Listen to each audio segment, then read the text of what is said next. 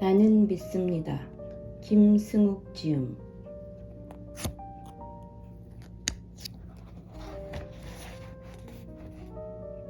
빌라도의 고백.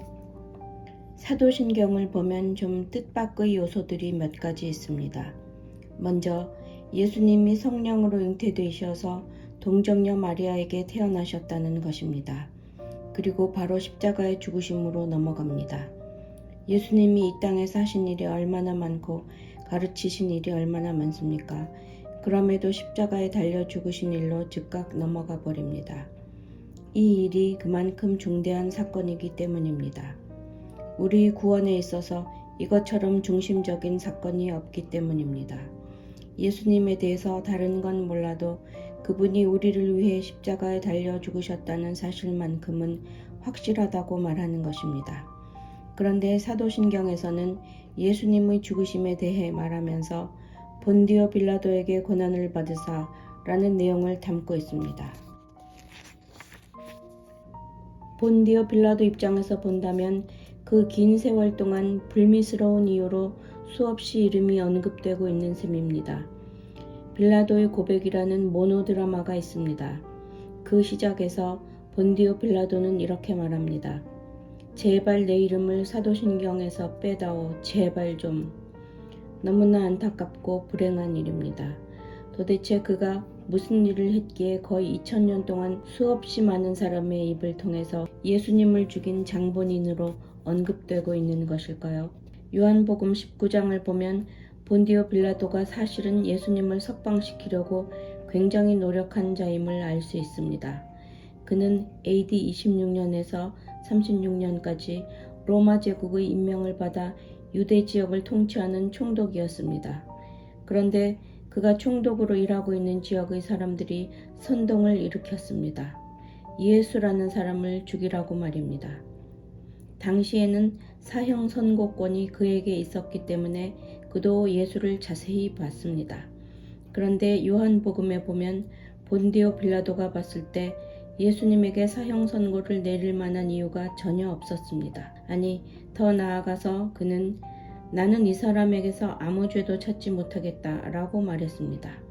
그럼에도 사람들이 너무 흥분하고 대제사장들이 사람들을 선동해서 죽이라고 하니까 총독으로서 지역의 평화 유지를 위해 할 수 없이 예수님에게 사형 선고를 내린 것입니다. 즉 실제적으로는 유대인들이 예수님을 죽였는데 사도신경은 왜 본디오 빌라도에게 그 책임을 지게 하는 것일까요? 그것은 법적으로 그리고 원칙적으로 그에게 잘못이 있기 때문입니다. 실제적으로는 유대인들 때문에 예수님이 죽으셨지만 법적으로 마지막 사형 선고를 내린 사람은 본디오 빌라도였습니다. 사도신경이 틀린 게 아닙니다. 역사적 인물, 역사적 신앙. 또 한 가지 여기서 본디오 빌라도를 언급하신 것은 이것이 역사적 사건이라는 것을 우리에게 강조하기 위함입니다. 동화책에 있는 것처럼 그저 옛날에 하는 식이 아니라 확실한 역사 속에서, 그것도 어느 시골 골짜기가 아니라 당시에는 유일한 나라라고 여겨졌던 로마 제국의 황제로부터 임명을 받아 그 지역 총독으로 있었던 본디오 빌라도라는 역사적인 인물, 역사적인 시각 안에서 일어난 사건이었다라고 우리에게 알려주는 것입니다. 또한 그것은 공적인 사건이었습니다. 예수님이 아무도 모르는 수용소에서 돌아가신 게 아니라 총독의 법정에까지 갔다는 것은 굉장히 공적인 사건이 되었다는 것입니다. 공적인 기록이 남게 되고 증인들이 지켜보는 가운데 일어난 일이 예수님의 십자가 죽음이었다는 것을 말해주는 것입니다. 사도신경은 우리의 신앙 고백입니다. 이 신앙은 역사적인 것입니다. 이단들에게는 이런 역사적인 근거가 없습니다. 한국에서 나타난 이단, 중국에서 나타난 이단, 아프리카에서 나타난 이단들은 어느 날 갑자기 나타나서 자신이 보혜사라고 이야기하지만 역사적인 근거가 없습니다. 그렇다고 교주가 모든 인류를 위해 죽었다가 다시 살아난 것도 아닙니다.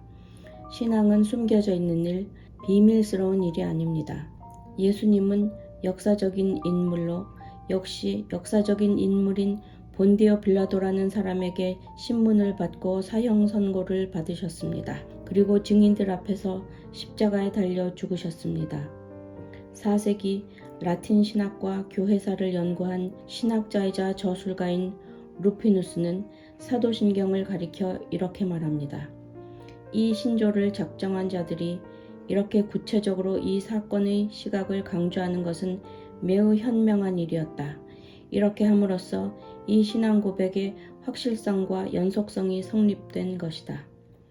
그가 보기에도 사도신경은 세세토록 기독교인들이 고백할 수 있고 확실하게 증명된 흔들리지 않는 역사적 배경이 있는 신앙 고백이었습니다. 그만큼 사도신경은 확실성과 연속성을 가지고 있었던 것입니다. 예수님을 거부한 본디오 빌라도. 여기에 본디오 빌라도가 언급이 된다는 것은 또 이런 의미가 있는 것 같습니다. 복음서에 보면 예수님을 알았던 자들이 모두 결정적인 순간에 그분을 거부하고 대적하는 것을 볼 수 있습니다. 다들 선동이 되어 예수님을 십자가에 못 박으라고 외칩니다. 종교 지도자들, 사두개인들과 바리새인들은 앞장서서 예수님을 거부하고 대적합니다. 심지어는 3년 동안 모든 것을 버리고 예수님을 따랐던 제자들까지도 결정적인 순간에 그분을 버리고 도망칩니다. 이것이 현실이었습니다. 그분이 십자가에 죽고 부활하시기까지 이 신앙은 일어나지 못했습니다. 모든 사람들이 그분을 거부했습니다. 그래도 본디오 빌라도는 총독으로서 예수님을 가까이 만났습니다. 그리고 자신이 보았을 때 예수님에게는 죄가 없으며 오히려 하나님이 가지신 성품이 있다고 생각했고 정말 하나님의 아들이 아닌가 생각도 했습니다. 그는 죄 없는 사람의 일에 관여 말라는 아내의 말을 들으면서 분명히 떨고 있었을 것입니다. 그는 예수님을 영접할 수도 있었고 받아들일 수도 있었습니다. 하지만 마지막까지 언론에 휘둘려 예수님을 배척하고 거부한 사람이 본디오 빌라도입니다. 그래서 그는 예수님을 거부한 모든 인류를 대표하는 인물이 된 것입니다. 하지만 이 신앙 고백에서 중요한 것은 본디오 빌라도를 보라는 게 아닙니다. 여기서 강조하는 것은 본디오 빌라도가 아니라 그로 인하여 고난을 받으시고 십자가에 달려 죽으신 예수님, 그분을 보라는 것입니다. 그분은 누구이시며 그분이 하신 일은 무엇인지 보라는 것입니다. 예수님은 역사 안에 들어오셔서 역사 안에 사시다가 증인들의 눈앞에서 우리를 위해 대신 십자가에 달려 죽으셨습니다. 자신을 배척하고 대적하고 거부한 모든 사람들을 대신하여 십자가에 죽으셨습니다. 그분에게 주목해야 합니다. 우리는 그분을 믿는 것입니다. 우리 믿음의 고백이 가리키고 있는 분이 바로 예수 그리스도이십니다.